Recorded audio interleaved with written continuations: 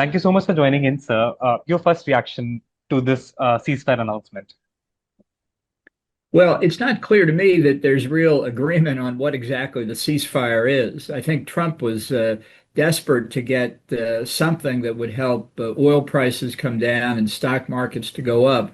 And it may be that we've got a 15-day ceasefire where tankers can come out of the Gulf from both the Arab side and the Iranian side. But the Iranian condition is they will basically run the process. And I don't think that's acceptable or shouldn't be acceptable to the United States or the Gulf Arabs. There are many other things that remain unclear, and I think it's something that if Trump has turned away from this issue too quickly, it will be a significant strategic defeat for the United States. But at this point, I just think there's not enough information on which to base really confident conclusions. Certainly, sir. You mentioned about the significant strategic defeat. As of now, I can hear Secretary of War Pete Hegseth saying that US has achieved all its uh, objectives. What do you have to say about it, sir? Did US actually achieve its objectives in this conflict? Well, I think the U.S. did enormous damage to the Revolutionary Guard, to the military industrial complex inside Iran, to the regime itself, the leadership, its command and control. I think these setbacks are very serious. The problem is what's left of the regime is still in place. And while it's badly wounded, it will now try to recreate itself. It will take time, but once oil revenues begin to flow, it could go very quickly. And this goes to the question the Iranians seem to think that the U.S. is going to lift all sanctions, which would mean that Iran could compete as with the Gulf Arabs. That'll come to a lot of people's surprise because once the sanctions go, it will definitely increase Iran's capability to rebuild its nuclear and ballistic missile programs. Absolutely, sir. And on Iran's nuclear program, has anything really changed, especially on the enrichment factor? Well, I think that the program has been struck further, and the industries that support the program have been struck further. So it makes it that much harder to get back to where they were before. Now, Trump has posted on social media this morning that we're going to agree with the Iranians that we will go in and take out what he calls the nuclear dust. I think what he means is the enriched uranium. I think that would be great if we could get all of the enriched uranium, all the centrifuges, all the other equipment associated with the nuclear program. There is absolutely no sign Iran has agreed to that. So that's a good example, I think, of how unclear the situation is and really calls into question what have the parties really agreed to? You know, they have not sat down in the same room together. And I think that's one of the reasons. Now, a meeting may be about to be set up in Pakistan, according to some of the press accounts. And we'll see then whether Trump is really cutting and running from Iran or whether he's going to retain what have been longstanding American positions so that Iran can't get back in the race for a nuclear bomb. Absolutely, sir. And Iran still holds leverage in the Strait of Hormuz.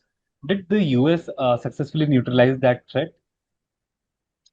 You know, this is obviously one of the most important issues. If Iran is now to be left in a dominant position, where it decides whether oil from Saudi Arabia or Kuwait or Qatar or the other Gulf countries can exit by ship through the Strait of Hormuz, that would make Iran the major player in the entire Gulf region. That's something the U.S. has rejected for well over 50 years, that there's no one country, whether it's an Arab country, whether it's Iran, whether it's a foreign government, that can be left in control of oil from the Gulf.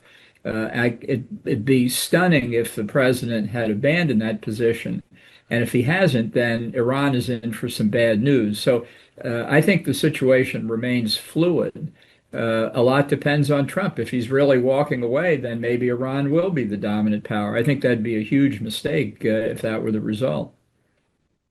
Right, sir. And what do you have to say about Pakistan mediating this whole conflict alongside the regional countries being involved, like China, UAE, and other countries?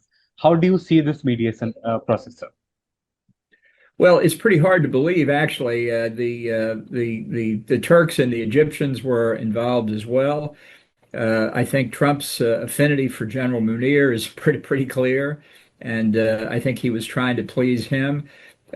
This is part of the trouble Trump has with international affairs. He thinks if he has a good relationship with somebody, that he can trust them, and that that person will do the right thing by Trump and the United States.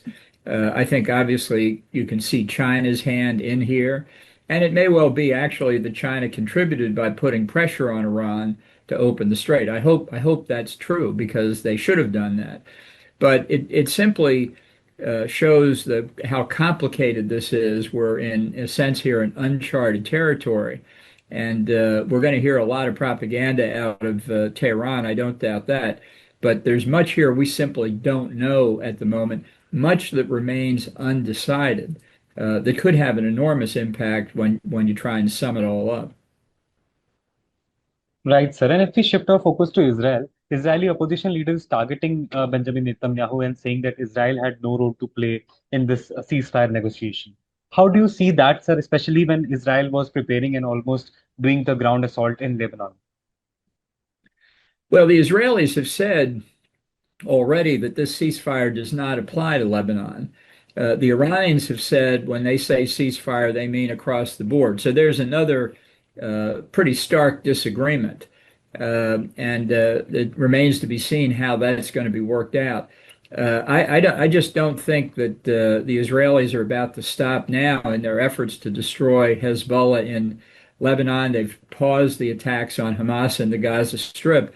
But if this war has said anything to the Israelis, it's as long as the regime in Iran remains in place, that they will continue to face threats from Hezbollah, from Hamas, from the Houthis in Yemen.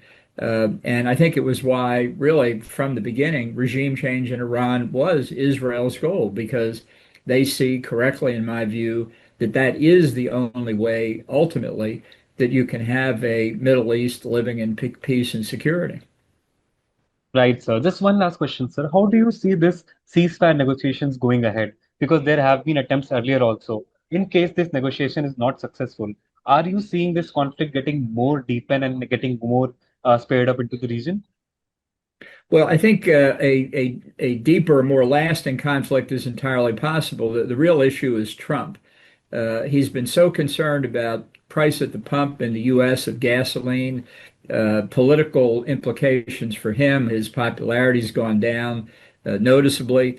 That he may not care about all these broader considerations. He looks out after himself, and that may be what dominates his thinking. And if so, I think that could result in severe setback for the United States. Thank you, sir. Thank you so much for joining in and for your valuable insights. Thank you again for joining in. Well, thanks for having me.